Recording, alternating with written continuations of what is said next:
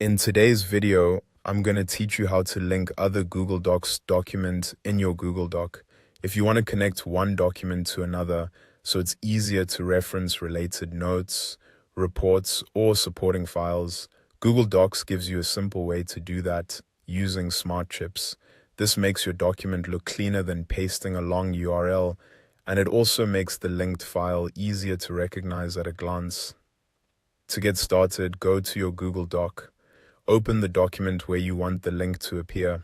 Before you insert anything, it helps to place your cursor exactly where you want the linked document to show up. That way the file will be added in the right spot and your formatting will stay organized. Once you're inside the document, move to the top menu and click on Insert. This menu gives you access to different items you can add to your document, including images, tables, links, and Smart Chips. For this task, we'll be using the Smart Chips option because it creates a neat, clickable file reference right inside the page. After clicking Insert, hover over Smart Chips and then click on File. When you do this, Google Docs will open a panel or list that lets you browse available files.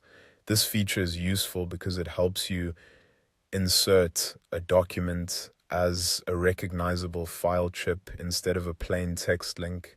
It's especially helpful if you're collaborating with others and want them to quickly understand what the linked file is. Now click on the Google Doc you want to attach, select the correct document from the list, and Google Docs will place it into your current document as a smart chip.